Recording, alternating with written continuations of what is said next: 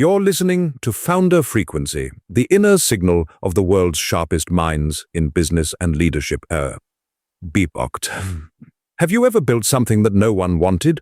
I mean, really built it. Put your blood, sweat, and sleepless nights into it, only to realize at some point that the world just didn't care. I have, and it's one of the most humbling experiences a founder can go through. Early in my career, I was part of a team working on a product we were convinced would change the game. We had the data, the market research, the passion, but when we launched, crickets, the feedback was brutal. Not because the product was bad, but because it was solving a problem that didn't actually exist for the people we thought it did. That's the thing about product market fit. It's not just about having a great idea, it's about having an idea that resonates with the right people at the right time. And that's harder than it sounds. Peter Thiel in 0 to 1 talks about the importance of monopolies, not in the traditional cutthroat sense, but in the sense of creating something so uniquely valuable that you're the only one who can provide it. He argues that true success comes from building something that captures a market so completely that competition isn't even a factor. But to get there, you have to start with a problem that's worth solving. The problem is, most of us don't start there. We start with a solution. We fall in love with our own ideas, our own vision, and we assume the market will follow. But the market doesn't care about your vision. It cares about its own problems. I remember sitting in a meeting with a team of engineers, all of us convinced that our product was revolutionary. We had spent months refining it, polishing every feature, making sure it was perfect. And then when we finally put it in front of users, we realized we had built a solution in search of a problem. That's the moment that changed everything for me because it forced me to ask a harder question.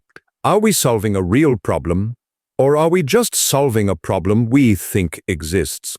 And that's the difference between a good product and a great one. A good product is something people can use. A great product is something people can't live without. So, how do you find that? How do you know if you've hit product market fit? Well, first, you have to be willing to admit that you might be wrong. That's the hardest part. Because as founders, we're wired to believe in our ideas. We're wired to push through doubt, to ignore the naysayers, to keep going even when the odds are against us. But sometimes the naysayers are right. Sometimes the market is telling you something you don't want to hear. The second thing is to listen, not just to the loudest voices, but to the quiet ones. The people who aren't using your product. The people who try it once and never come back. Those are the signals that matter. And the third thing?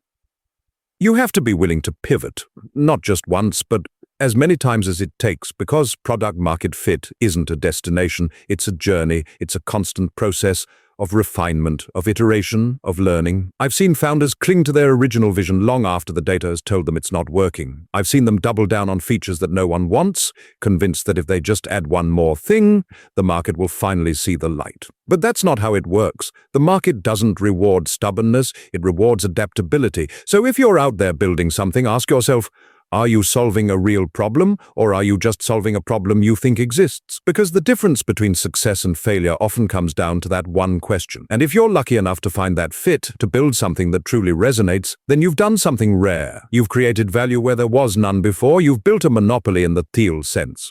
Something so uniquely valuable that the market can't ignore it. But if you're not there yet, don't worry. The journey is the point. The struggle is the point, because it's in that struggle that you learn what truly matters. And maybe, just maybe, you'll build something that changes the game, but only if you're willing to listen. A spearbox. If today's reflection resonated, don't just keep it in your head. Live it, lead it, and share it. This is Founder Frequency.